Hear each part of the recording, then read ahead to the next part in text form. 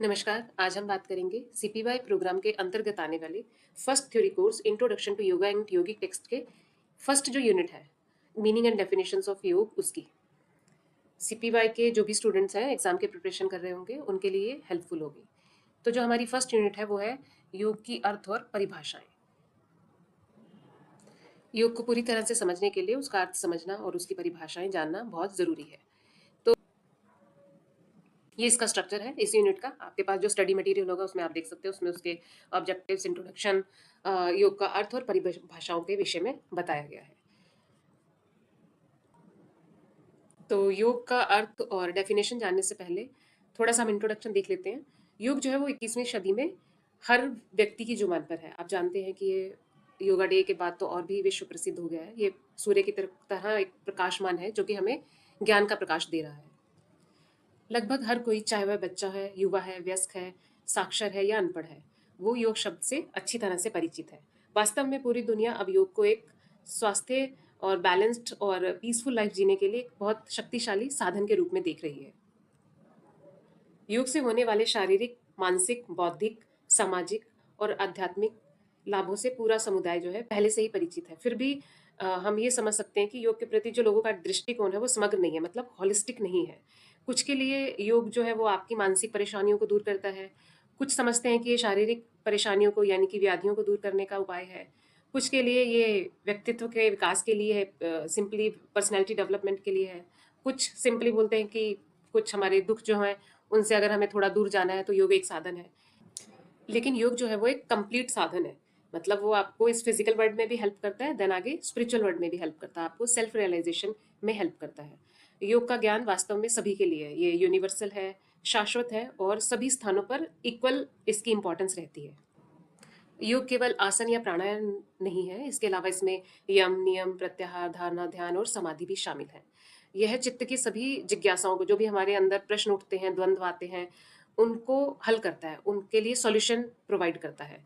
तो जो भी हमारे संपूर्ण दर्शन यानी फिलॉसफी है, स्पिरिचुअलिटी है, हमारी सभ्यता, संस्कृति, उन सभी का प्राण अगर है तो हम वो योग है। योग जो है एक दिव्य ज्ञान है और योग एक डिसिप्लिन है, विशाल अनुशासन है, जिसका उद्देश्य क्या है? आत्मज्ञान या आत्म साक्षात्कार, सेल्फ रियलाइजेशन की स्थिति प्राप्त करने के लिए मन, शरीर और आत्मा को बैलेंस करना, एक करना। योग सही जीवन जीने के लिए एक विज्ञान है। ये क्या करता है? ये व्यक्ति के सभी पहलुओं पर काम करता है, चाहे वो शारीरिक है, भावनात्मक है, बौद्धिक है या आध्यात्मिक है। योग की विभिन्न शाखाएं हैं जो अलग अलग तरीकों से और जो अलग अलग तरीकों और तकनीकों को निर्धारित करती हैं। लेकिन सभी तकनीकों का जो अंतिम लक्ष्य है वो क्या है? ज्ञान का उदय करना, हमें सेल्फ रियलाइज्ड करना। योग जीवन जीने के लिए बहुत ही प्रैक्टिकल और साइंटिफिक मेथड है। सभी योगाभ्यासों का एक ही लक्ष्य होता है कि मानव जो है अपनी पोटेंशियल को खोज सके, उसको टॉप पर ले जा सके और फाइनली सेल्फ रियलाइजेशन कर सके। तो पूरे वर्ल्ड में अब इसका जो प्रैक्टिकल एस्पेक्ट है वो काफ़ी फॉलो किया जा रहा है और हॉलिस्टिक डेवलपमेंट के लिए इसको फॉलो किया जा रहा है, मानव के हॉलिस्टिक डेवलपमेंट के लिए।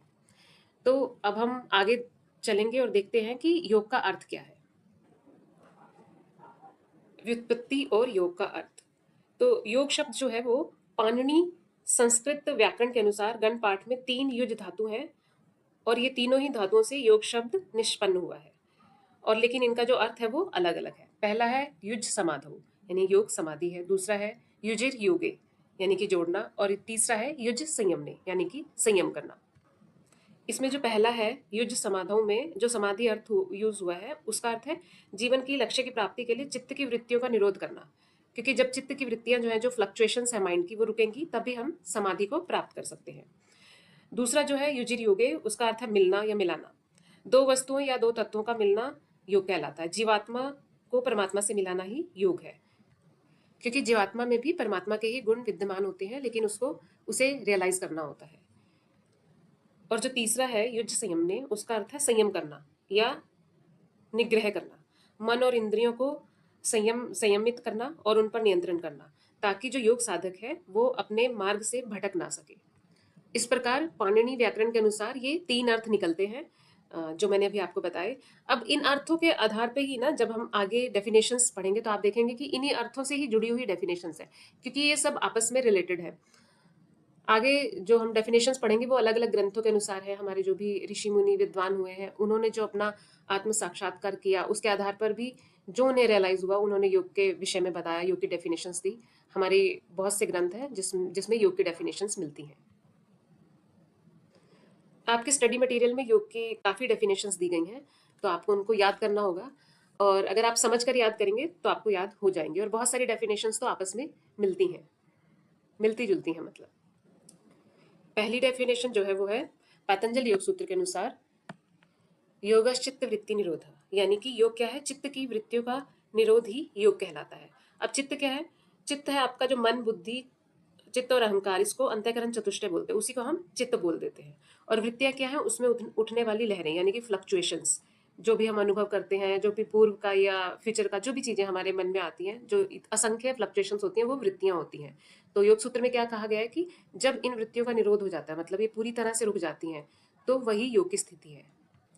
ये बहुत इंपॉर्टेंट डेफिनेशन है। इसे तो आपको याद करना ही होगा, ये हर एग्जाम में पूछी जाती है। अगली डेफिनेशन जो है वो महर्षि व्यास के द्वारा है।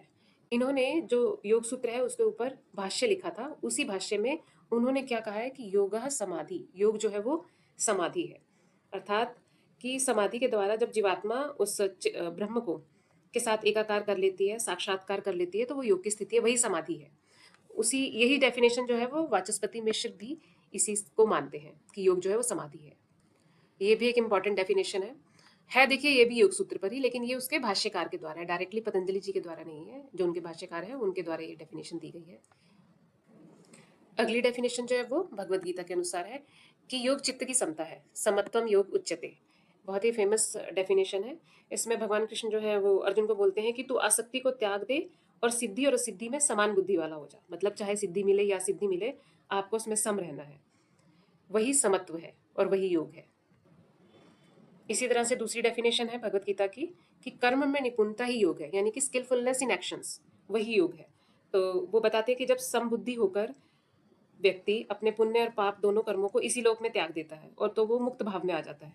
और इस बैलेंस स्टेट में जो उसके कर्म होते हैं वो पूरी तरह से कुशल हो जाते हैं, वो उनसे बंधता नहीं है। तो यही कर्मों की कुशलता जो है वो योग है भगवत गीता के अनुसार। ये दोनों डेफिनेशंस भी बहुत इंपॉर्टेंट है भगवत गीता की। नेक्स्ट डेफिनेशन है महोपनिषद के अनुसार। ये क्या बोल रहा है कि मन के प्रश्न जो है उनका जो उपाय है वही योग है। अर्थात मन के प्रशमन का उपाय ही योग है। इसी में एक दूसरी डेफिनेशन भी है, वे सभी अभ्यास चाहे वो शारीरिक हो या मानसिक जो मन को शांत करने के लिए अप्लाई जाते हैं वो योग के अंतर्गत आते हैं। तो ये महोपनिषद की डेफिनेशन है। महोपनिषद के बाद अगली डेफिनेशन है वशिष्ठ संहिता से। जीवात्मा और परमात्मा, इनके सामान्य गुणों के मिलन को ही योग कहा गया है। तो देखिए यहाँ पे जोड़ने वाला जो अर्थ था वहां से मिलती हुई ये डेफिनेशन है। तो जो योग के अर्थ है उनसे मिलती जुलती बहुत सारी डेफिनेशंस हैं। तो वशिष्ठ संहिता बोलती है कि जीवात्मा और परमात्मा के सामान्य गुणों के मिलन को योग कहा जाता है।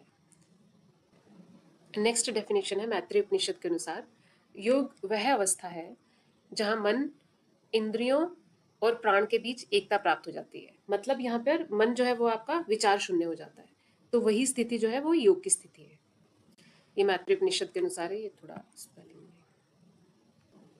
नेक्स्ट डेफिनेशन है कठोपनिषद के अनुसार। कठोपनिषद के अनुसार क्या है कि जब 5 ज्ञानेंद्रियां और मन आत्मा में दृढ़ता से स्थापित हो जाते हैं तो बुद्धि किसी भी क्रिया से रहित हो जाती है। इसी स्थिति को परम गति कहा गया है।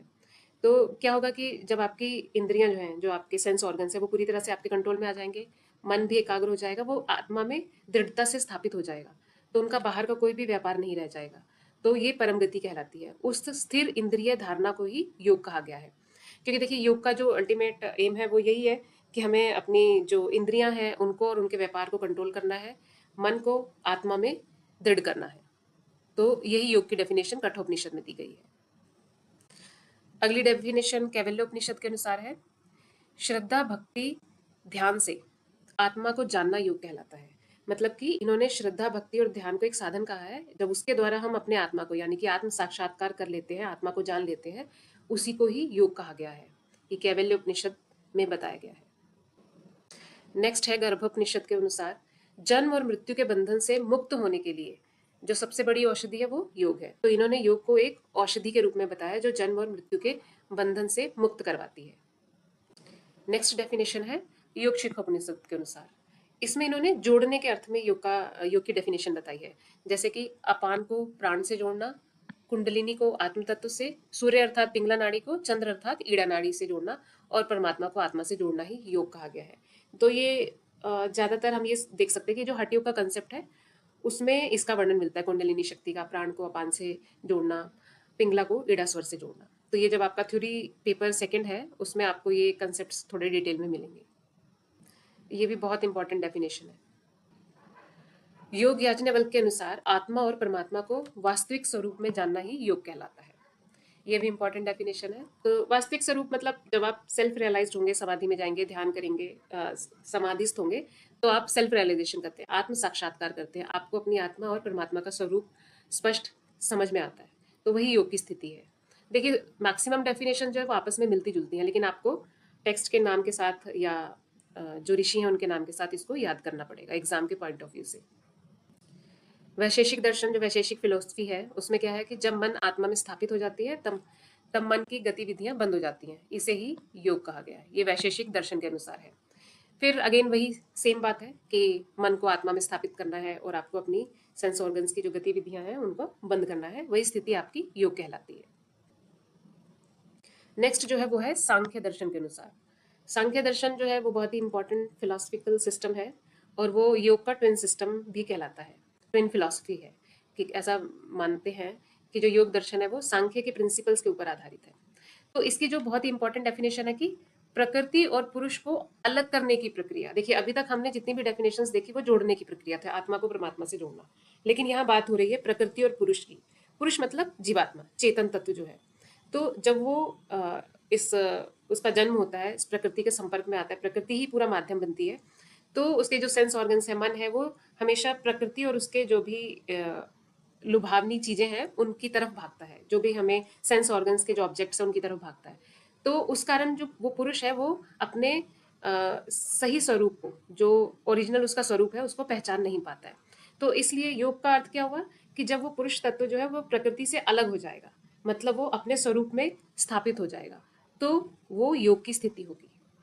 तो ये डेफिनेशन भी बहुत इंपॉर्टेंट है। सांख्य दर्शन के अनुसार प्रकृति और पुरुष को एक दूसरे से अलग करने की प्रक्रिया ही योग है। नेक्स्ट है अग्नि पुराण के अनुसार। तो इसमें भी देखिए फिर वही है कि योग मन की एक ऐसी अवस्था है जब मन खुद को, स्वयं को और आत्मा को जैसा है वैसा ही जानने में सक्षम हो जाता है। तो यहाँ संयोग शब्द का अर्थ है गुणों में समरूपता। मतलब जो आत्मा है वो परमात्मा के गुणों से समरूपता समझती है, उसको पहचानती है और आत्म साक्षात्कार करती है। अल्टीमेटली हर डेफिनेशन में वही है कि आपको आत्म साक्षात्कार करना है, स्वयं को पहचानना है, आत्मा का परमात्मा से मिलन कराना है। तो ये अग्नि पुराण के अनुसार है डेफिनेशन। नेक्स्ट डेफिनेशन आपकी स्कंद पुराण के अनुसार है। तो ये इसमें क्या बताया कि आत्मा और परमात्मा के बीच अद्वैत, अद्वैत को सर्वोच्च कोटि का योग कहा गया है। अद्वैत मतलब कि एक ही है वो। द्वैत का मतलब होता है दो, लेकिन दो आप तब तक समझते हैं जब तक आप भौतिक संसार में जुड़े हुए हैं, आपकी इंद्रियां आपके कंट्रोल में नहीं है, आपने आत्म साक्षात्कार नहीं किया। जब वो आपको रियलाइजेशन हो जाता है तो आपको समझ में आता है कि आत्मा और परमात्मा जो है वो एक ही है, यानी कि अद्वैत है। और यही सबसे ऊंची कोटि का योग है। ये स्कंद पुराण के अनुसार डेफिनेशन है। नेक्स्ट है देवी भागवत पुराण कूर्म पुराण के अनुसार जीवात्मा और परमात्मा के बीच जो एकता है वही योग है। अगेन वही सेम डेफिनेशन है। ऐसे ही शारदा तिलक और कुलानर तंत्र के अनुसार भी इसी सेम डेफिनेशन है, इसलिए मैंने सेम स्लाइड पर ही इसको लिख दिया, जीवात्मा और परमात्मा का मिलन। तो ये जीवात्मा और परमात्मा का मिलन काफी टेक्स्ट के अकॉर्डिंग डेफिनेशन है। तो इसको आप याद करके और साइड में सभी टेक्स्ट के नाम लिखकर उसको याद कर सकते हैं। नेक्स्ट डेफिनेशन है महर्षि चरक के अनुसार। महर्षि चरक आयुर्वेद के बहुत बड़े महर्षि हैं, बहुत फेमस, सभी जानते हैं। तो इनके अनुसार क्या है कि इंद्रियों और विषयों, यानी कि जो हमारे सेंस ऑर्गन्स हैं और जो उनके ऑब्जेक्ट्स हैं, उनसे जब मन विरक्त हो जाता है, मतलब अलग हो जाता है, विरक्ति मतलब अलग हो जाना, तो वो जब वहां पे अलग हो जाएगा तो उसकी स्थापना कहाँ हो जाएगी? आत्मा में। तो जब सब डिस्ट्रैक्शंस जो है ऑब्जेक्ट से वो खत्म हो जाएंगी तो फिर मन का आत्मा में स्थापित हो जाना ही योग की स्थिति कहलाता है। देखिए सभी डेफिनेशन का सेम अर्थ ही निकल रहा है ऑलमोस्ट, लेकिन आपको सभी डेफिनेशन याद करनी है। नेक्स्ट है गौमितीय तंत्र के अनुसार संसार से मुक्त होने का साधन ही योग है। वो कह रहे हैं कि जो भी साधन आपको संसार से मुक्त कराता है वही योग है। नेक्स्ट है हठ प्रदीपिका के अनुसार जब जीवात्मा परमात्मा से जुड़ जाती है तो साधक के जो भी संकल्प है, कार्य है, वो सब ठप हो जाते हैं, बंद हो जाते हैं, अर्थात कुछ शेष रहता ही नहीं है ना। जब वो समाधि प्राप्त कर लेता है तो वही समाधि की अवस्था योग कहलाती है, जब जीवात्मा परमात्मा से जुड़ जाती है। नेक्स्ट डेफिनेशन है कि नाथ योग परंपरा के एक महान योगी हुए हैं जिन्होंने श्री रंगया राघव जी। उन्होंने कहा है कि शिव और शक्ति का मिलन ही योग है। ये बहुत इंपॉर्टेंट डेफिनेशन है। हठ योग और नाथ योग परंपरा जो भी है, इन सब में शिव और शक्ति का मिलन को ही योग कहा गया है। अब ये आगे आप जब सेकंड थ्योरी पेपर पढ़ेंगे तो वहाँ पे आपको पता चलेगा कि यहाँ शक्ति के जो बात हो रही है वो कुंडलिनी शक्ति की बात हो रही है। तो शिव और शक्ति का मिलन ही योग कहलाता है नाथ योग परंपरा के अनुसार, और हठ योग परंपरा में भी ये डेफिनेशन मिलती है। नाथ योग परंपरा का ही से ही हठ योग परंपरा जो है वो निकली है। नेक्स्ट डेफिनेशन महर्षि अरविंदो के अनुसार है। महर्षि अरविंदो जो है वो कहते हैं कि जो आपको संपूर्ण जीवन है वही योग है। अब वो जीवन को आप चाहे चेतन रूप से जी रहे हैं चाहे अचेतन रूप से जी रहे हैं, जो भी आप प्रिंसिपल्स फॉलो कर रहे हैं, जो भी व्यवहार आप कर रहे हैं, वो सभी योग है। संपूर्ण जीवन ही आपका योग है, ये महर्षि अरविंद बोल रहे हैं। नेक्स्ट है गुरु ग्रंथ साहब के अनुसार निष्काम कर्म, जो भी निष्काम कर्म आप करते हैं बिना फल की इच्छा के, वही सच्चा धर्म है और वही योग है। आत्मा को परमात्मा के शाश्वत और अविनाशी प्रकाश में मिलाना भी योग कहलाता है। आत्मा का परमात्मा से मिलन हो गया और आपका निष्काम कर्म जो है वो हो गया, तो दोनों को योग कहा है। नेक्स्ट डेफिनेशन है जैन धर्म के अनुसार। अगर हम समझना चाहें कि योग क्या है, तो वो बोलते हैं कि सभी साधन जो आत्मा की सिद्धि के लिए आवश्यक हैं, जो आत्मा की सिद्धि की तरफ आपको लेकर जाते हैं, मोक्ष के मार्ग की तरफ लेकर जाते हैं, वो योग कहलाते हैं। नेक्स्ट है बौद्ध धर्म के अनुसार। बौद्ध धर्म में दोनों शब्द जो ध्यान और समाधि हैं वो योग को ही बताने के लिए उपयोग किए गए हैं। तो बौद्ध धर्म में ध्यान की प्रक्रिया समाधि कहलाती है, अतः बौद्ध धर्म में योग का अर्थ हुआ समाधि। तो ये बौद्ध धर्म की डेफिनेशन हुई। अब नेक्स्ट जो है यहाँ पे आपकी डेफिनेशन जो है वो कंप्लीट हो गई। तो यहाँ पर आपके जो स्टडी मटेरियल में डेफिनेशंस दी गई थी और मीनिंग दिया गया था योग का, उसको हमने डिस्कस किया। आई होप आपको ये हेल्प करेगा एग्जाम की प्रिपरेशन में। यदि कोई क्वेश्चन है तो आप कमेंट सेक्शन में लिख सकते हैं, और हम अब प्रयास करेंगे कि और भी यूनिट्स के ऊपर वीडियोस बनाकर आपके एग्जाम की प्रिपरेशन को ईजी कर सकें। Thank you.